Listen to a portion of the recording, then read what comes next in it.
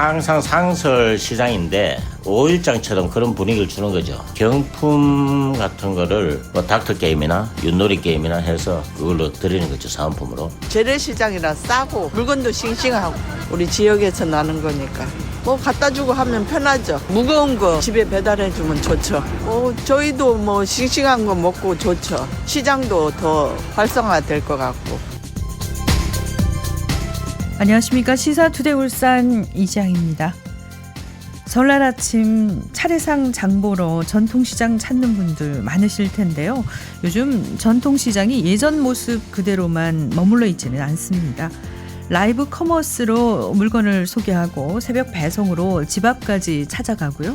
시장 자체를 하나의 관광 콘텐츠로 만들려는 시도까지 이어지고 있는데요. 울산의 전통시장들도 각자의 방식으로 변화를 선택하면서 새로운 활로를 모색하고 있습니다. 오늘 리포트 현장 시간에는 다양한 시도로 다시 발걸음을 부르는 울산 전통시장의 변화 짚어보도록 하겠습니다. 이어서 한 주간 울산 문화 소식 알아보는 문화 포커스 시간도 마련되어 있습니다. 잠시 후에 함께해 주십시오.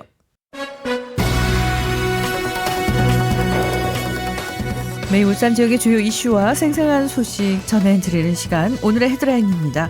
경상일보 이춘봉 기자 전화 연결되어 있습니다. 기자님 안녕하십니까? 네, 반갑습니다. 네, 반갑습니다. 설날 아침에 여는 오늘의 헤드라인 뉴스 어떤 소식 준비하셨나요? 지난달에 막을 내린 울산 사랑의 온도탑이 경기 침체를 비롯한 각종 악재 속에서도 올해 목표를 달성했는데요. 숫자만 보면 성과지만 과정을 들여다보면 문제점이 확연한 만큼 오늘은 울산의 기부문화 어떻게 바꿔나가야 할지 살펴보겠습니다. 네. 매년 겨울이면 사랑의 온도탑이 설치되는데요. 각 시도별로 정해진 모금 목표액의 1%가 모일 때마다 수은주가 1도씩 올라가서 100%를 채우는 게 목표인 그런 프로젝트인데, 먼저 올해 울산 사랑의 온도탑 현황부터 좀 소개해 주시죠. 희망 2026 나눔 캠페인 기간인 지난해 12월부터 올해 1월 말까지 두 달 동안 울산에서 모금된 금액은 총 72억 8,200만 원이었습니다. 올해 모금 목표액이 72억 5천만 원이었으니까 3,200만 원을 초과했는데요. 네. 최종 온도는 목표인 100도를 살짝 넘긴 100.4도씨를 기록했습니다. 네. 모금 목표액을 웃돌았으니까 성적 자체는 흠잡을 곳이 없는데, 하지만 내용을 들여다보면 그렇게 만족할 만한 성과는 아니었다면서요?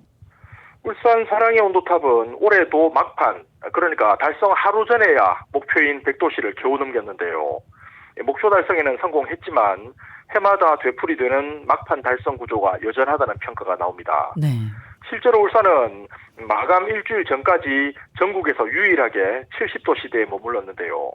이후에 기업들의 대규모 성금이 잇따르면서 목표를 달성하기는 했습니다. 네, 울산의 모금 추이는 항상 일정한 패턴을 보인다고 하는데 다른 시도와 비교하면은 어떤 차이가 있나요? 울산의 모금 양상은 시작 직후에 속도를 내다가 중반 이후에는 급격하게 둔화된 뒤에 막판에 겨우 목표를 달성하는 식이 매년 반복되고 있습니다. 네. 올해도 시작 직후 한 달 동안은 기업과 개인, 단체의 기부가 이어지면서 한 달 만인 1월 1일 기준 60.2도씨를 기록했는데요. 그 뒤로 모금 속도가 눈에 띄게 느려지면서 1월 25일에는 전국에서 가장 낮은 75도씨대에 머물렀습니다. 네, 새해 들어서 25일 동안 상승폭이 겨우 15도 수준에 그쳤는데, 그래도 마지막 일주일 동안 집중적으로 모금을 해서 그나마 목표액은 달성했군요. 말씀하신 부분 역시 늘 반복되는 흐름인데요. 네. 중반 이후 모금이 답보 상태에 빠지고 그래서 목표 달성이 불투명하다는 소식이 이어지면은 기업들의 막판 기부가 줄을 이어서 100도씨를 채우는 게 반복되고 있습니다. 지난해도 올해와 마찬가지로 1월 초에 60도씨를 넘겼지만 이후에 급격히 모금이 저조해지면서 1월 중순쯤에는 전국 최저 온도를 기록했습니다. 네, 다른 지자체를 보면은 목표를 조기에 달성하는 경우가 많은데 울산은 매년 마지막 날이 다 돼서야 이 목표액을 채우곤 하지 않습니까? 앞서 말씀드렸다시피 올해는 마감 하루 전에 목표액을 채웠고요. 네. 지난해 끝난 희망 2025 나눔 캠페인도 마감 전날에 목표를 넘겼습니다. 24년 역시 마지막 날 오후가 돼서야 100도씨를 달성했는데요. 이렇게 매년 결과는 같지만 과정은 늘 아슬아슬하다는 점에서 울산 모금 구조 전반에 대한 점검이 필요하다는 지적이 나오고 있습니다. 네. 말씀 들으다 보면은 이 막판에 기업의 집중 기부가 울산 사랑의 온도탑 목표 달성에 큰 역할을 하는 것 같은데요. 전체 기부 가운데 기업의 기부, 얼마나 차지하고 있나요? 울산 희망 나눔 캠페인의 기부 구조는 매년 기업 중심에서 크게 벗어나지 못하고 있습니다. 올해 나눔 캠페인 기부 내역을 보면 법인 기부가 50억 9천만 원으로 전체의 69.9%를 차지했고요. 개인 기부는 20.9%, 그리고 별도 영수증을 발급하지 않는 기타 기부는 9.1%로 집계됐습니다. 그렇군요. 다른 지역에 비해서 기업체가 많다 보니까 기업 기부가 많을 수밖에 없을 것 같은데 그나마 올해는 개인 기부가 좀 늘었다면서요? 지난해와 비교해서 개인 기부가 다소 늘어난 점은 주목할 만한 변화인데요. 네. 올해 개인 기부 활성화를 위해서 추진한 7,000원 기부 릴레이에 3,031명이 참여해서 2,100여만 원을 모금했습니다. 대부분 영수증을 발급받지 않으면서 통계상으로는 기타 기부로 분류가 됐지만 1인당 7,000원씩 기부했다는 측면에서 개인 기부로 볼 수가 있고요. 또 개인 기부자 역시 지난해보다 550여 명 늘었습니다. 네, 그나마 좀 다행이네요. 그렇다면 다른 지자체 기부에서 개인 기부가 차지하는 비중은 어느 정도인가요? 전체 모금 구조에서 개인 기부가 차지하는 비중을 보면 경북은 개인 기부가 109억 원으로 전체의 49.3%를 차지했고 기업 기부는 112억 원, 50.7%로 거의 균형을 맞췄습니다. 전남도 개인 기부가 46.1%, 기업 기부가 53.9% 수준이었고요. 부산도 개인 기부가 47.3%로 기업 기부와 큰 차이를 보이지 않았습니다. 네, 다른 지자체와 비교해 보니까 울산이 기업 기부에 얼마나 의존하고 있는가를 잘 알 것 같은데요. 이런 점은 어떤 문제로 이어질 수 있을까요? 기업 기부는 실적 악화 같은 경기 상황에 따라서 언제든지 급락할 위험성이 높고 그래서 기부 문화의 체질을 바꾸기 위해서 안정성이 높은 소액 정기 기부의 확보가 필수적입니다. 다만 울산은 기업체가 많다는 점을 고려해서 사내 동호회나 또는 부서별 기부 챌린지 같은 직장인을 중심으로 하는 기부 활성화 방안을 찾을 필요가 있고요. 네. 특히 올해 처음 시행했던 7,000원 기부 릴레이를 확산할 수 있도록 전용 기부 앱이나 지역화폐와 연동하는 시스템도 검토할 필요가 있습니다. 네, 좋은 말씀하셨는데요. 그래도 내가 낸 기부금이 제대로 쓰이는지에 대한 의문을 가져서 거부감을 느끼는 분들도 많지 않습니까? 그래서 기부자에 대한 피드백 시스템을 가동해야 한다는 이야기가 나오는데요. 네. 기부금이 사용된 구체적인 사례를 뉴스레터나 알림톡으로 전달해서 기부자의 성취감을 높여주면 기부 장벽을 낮출 수 있다는 겁니다. 또 고액 기부자뿐만 아니라 소액이라도 10년 이상 장기 기부자나 혹은 가족 기부자 같은 경우에도 영예의 전당 같은 예우 체계를 갖춰야 한다는 이야기도 나옵니다. 네. 부자도시 울산이 품격 있는 복지도시로 나아가기 위해서는 무엇보다 시민들의 나눔의식이 더 확산돼야겠죠. 울산이 더 따뜻한 도시가 될 수 있도록 개인의 기부 온도를 높일 수 있는 방안 빨리 마련해야 될 것 같습니다.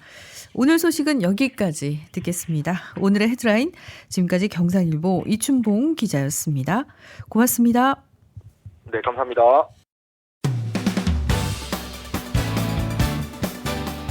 시사투데이 울산은 실시간 보이는 라디오도 함께합니다. 유튜브에서 KBS 울산 시사투데이 울산 검색하시면 현재 방송을 보실 수 있습니다.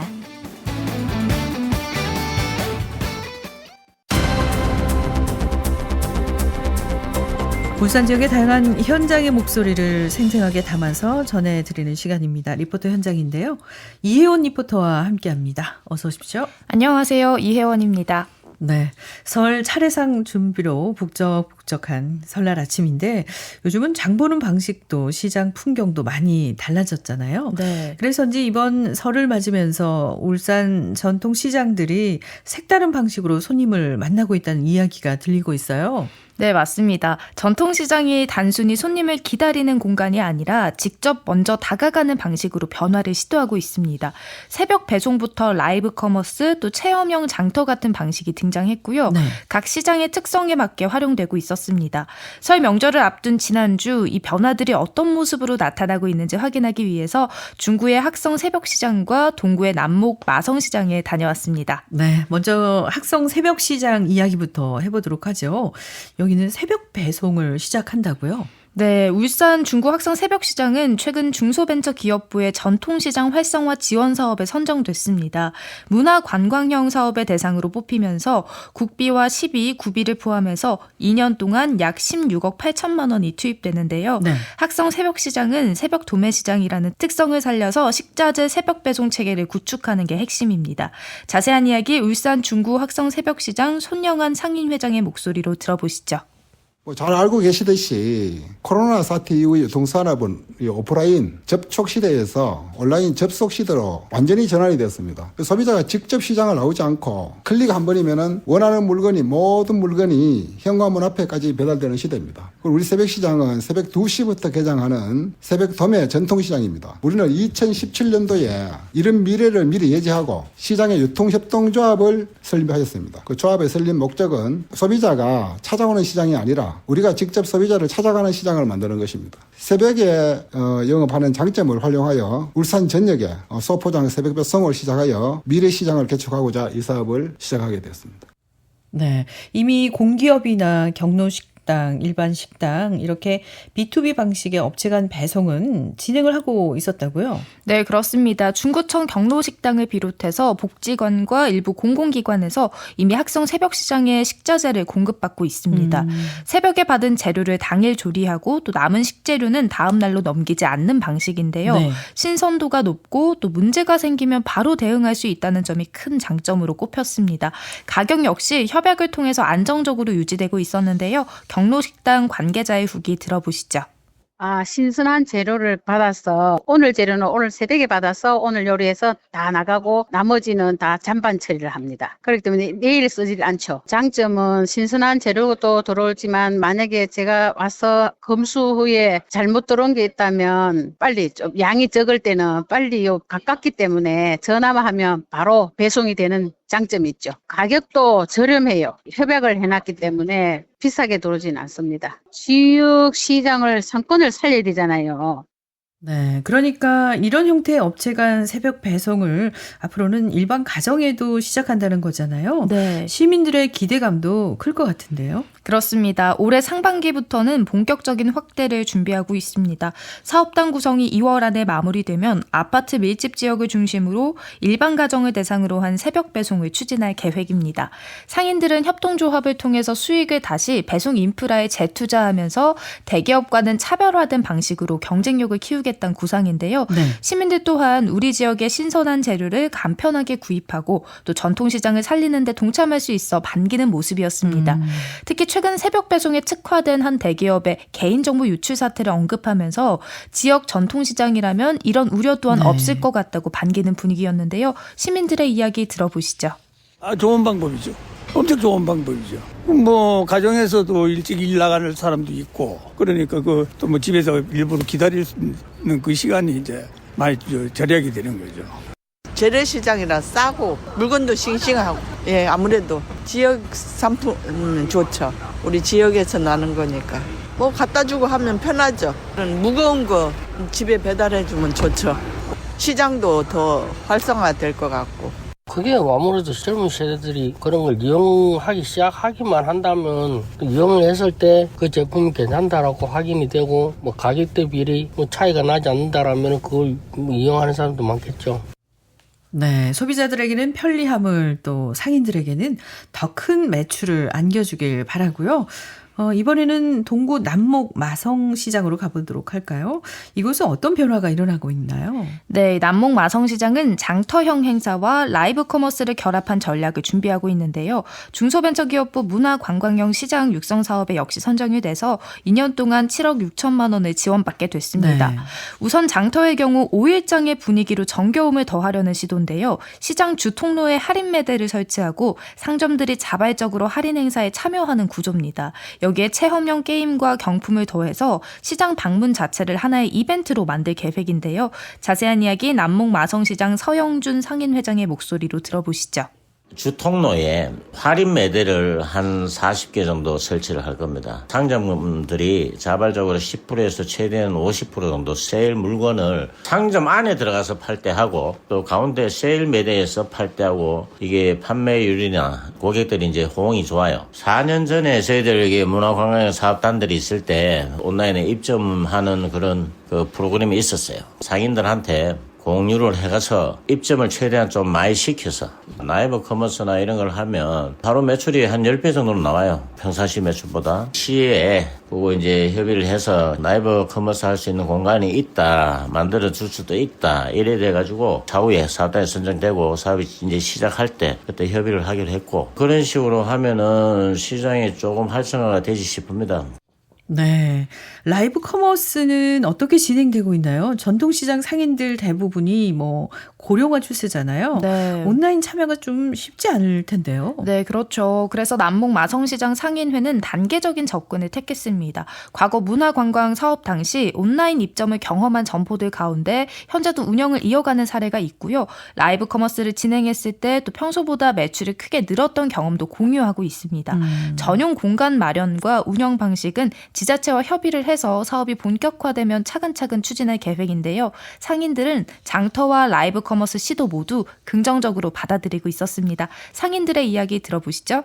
명절이라도 이래 손님들이 많이 있어야 되는데 손님들도 없고 평소시에도 그렇고 지금 명절에도 이렇고 그래 상인들이 참 많이 걱정스럽다. 할인 행사도 하고 뭐 놀이 같은 거 게임도 하고 이래서 많이 찾아오게 하는 계획을 하고 있는데 어떻게 생각하세요? 그것도 좋은 생각이지. 그래도 뭐라도 해갖고 손님들 많이 왔으면 좋겠어. 너무 좋아요. 이용해요. 저희는. 아니 같은 물건 좋은 물건을 할인을 해가 주는데 사야죠. 당연히. 좋은 기회죠. 우리한테는. 저는 해보진 않았는데 아무래도 요즘에 라이브 커머스나 이런 걸로 또 옷을 판다든가 뭐 이것저것 다 하잖아요. 그러니까 같이 맞춰서 해보는 것도 나쁘지 않을 것 같아요.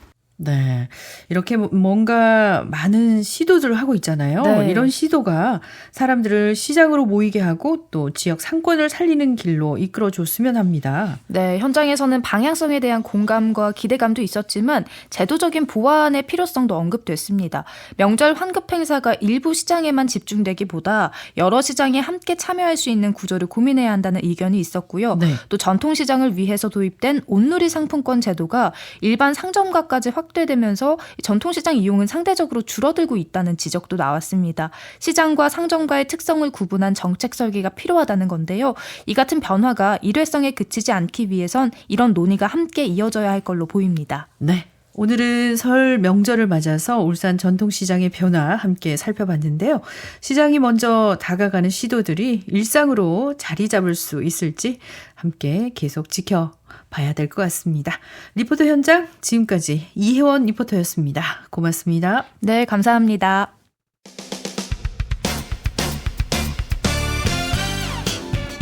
냉철한 시선, 따뜻한 마음. 매일 울산의 생생한 이슈를 전해드립니다.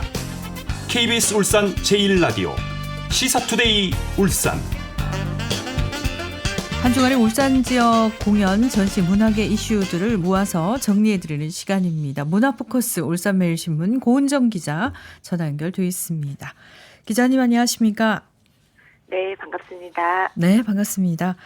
설날인 만큼 오늘 어디 가지 고민하는 분들 많을 것 같은데요. 오늘은 명절 연휴에 딱 맞는 문화 소식 준비하셨는데 먼저 울산 시립미술관과 울산 문화예술관 명절 연휴에도 정상 운영을 하는군요. 네, 맞습니다.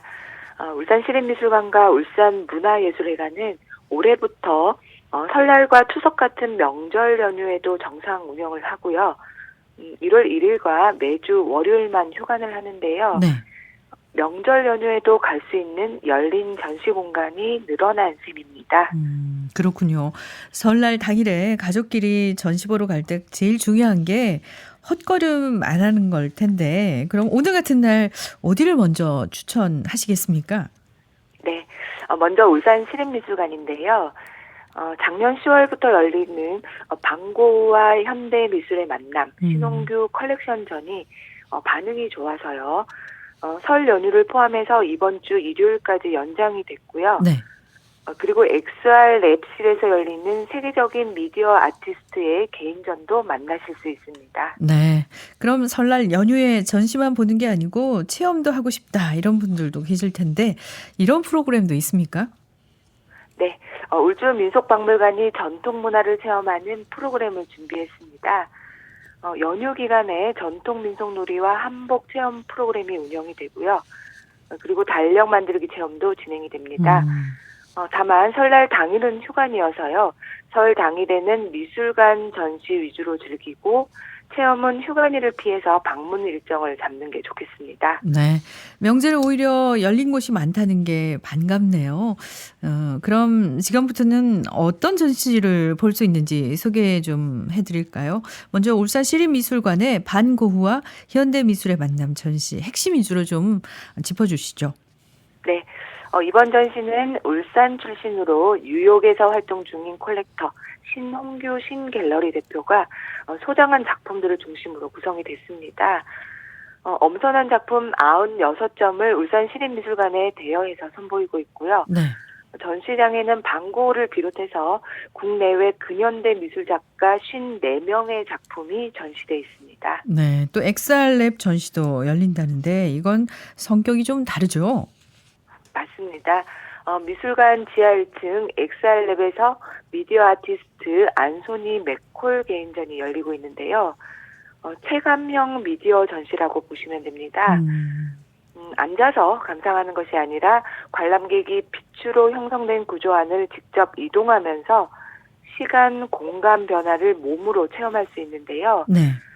미디어를 보는 것에서 들어가는 것으로 바꾸는 전시라고 보시면 됩니다. 네. 미술관 말고도 또 설 연휴에 함께 보면 좋을 전시가 있죠. 울산 문화예술회관과 박물관 전시도 좀 정리해 주시죠. 네. 울산문화예술회관은 이번 주 일요일까지 기증 소장품 상설전을 엽니다. 1995년 개관 이후 수집 관리해온 소장품 가운데 88점을 선별해서 회화, 조각, 서예, 사진 등 다양한 분야로 보여주고요. 네. 그리고 울산박물관은 적토마가 온다 전시를 3월 29일까지 기획전시실에서 진행합니다. 이 전시는 얼마 전 제가 직접 가서 봤는데요. 네. 네, 말띠해의 새 덕담을 울산 역사 속 말의 기억으로 풀어낸 전시여서 중장년층들이 관람하시면 좋을 듯합니다. 네, 우리 울산에도 말과 관련된 그런 곳들이 많이 있더라고요. 이야기가 많더라고요. 설날에 또 전시를 본다는 건 올해를 어떻게 시작할지 마음을 정돈하는 시간 같기도 한데요. 마지막은 아이들과 함께 움직이기 좋은 소식. 설 연휴에 울주 민속박물관에서 전통문화를 체험하는 프로그램이 열린다고요? 네, 맞습니다. 울주민속박물관은 설을 맞아서 연휴 기간 전통 민속놀이와 한복 체험 사진 뽐내기 한마당 프로그램을 운영하는데요. 네. 야외 공간에서는 민속근에 널뛰기, 투호, 제기차기, 윷놀이 등 다양한 전통놀이를 직접 체험하실 수 있습니다. 울주민속박물관은 설날 당일은 휴관이어서요. 오늘 미술관 울산문화예술회관 전시를 즐기고요. 그리고 울주민속박물관의 체험 프로그램은 내일 방문하시는 것이 좋겠습니다. 네, 오늘은 설날 당일에 전해드린 문화 소식이었습니다. 명절에도 문 여는 전시관이 늘고 아이들과 함께할 체험까지 준비되어 있다는 점 무척 반가운 소식이네요. 지역의 문화 소식 잘 들었습니다. 문화포커스 지금까지 울산 매일신문 고은정 기자였습니다. 고맙습니다. 고맙습니다.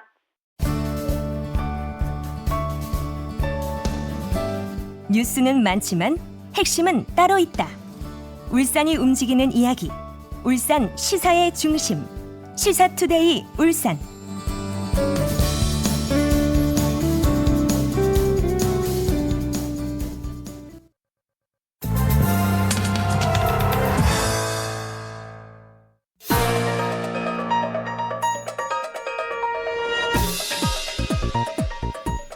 오늘의 브리핑입니다. 보이스피싱 범죄가 우리 일상에 깊숙이 침투된 지 오래입니다. 그런데도 범죄 단속 숫자를 보면 정말 이 정도일까 싶을 만큼 심각합니다.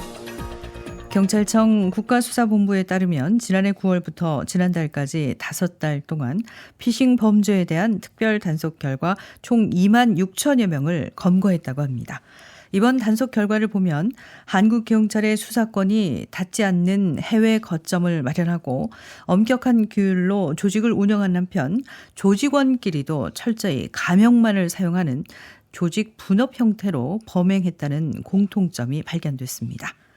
보이스피싱부터 스미싱, 메신저 피싱, 몸캠 피싱, 큐싱 등 수법도 나날이 진화하고 있습니다. 이런 피싱 범죄를 정확하게 깨고 있어야 자유로운 경제활동과 평온한 가정생활을 유지할 수 있겠죠. 간단하면서 유효한 방법이 몇 가지 있습니다.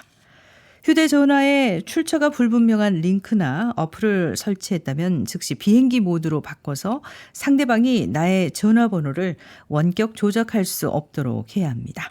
또 혹시나 속아서 이체를 했다면 즉시 경찰 또는 은행 콜센터에 신고한 뒤 지급 정지를 신청해야 하고요.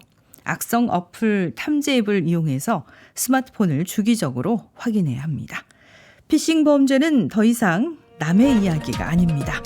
의심하고 확인하는 습관이 가장 확실한 예방책이겠죠. 이상 오늘의 브리핑이었습니다.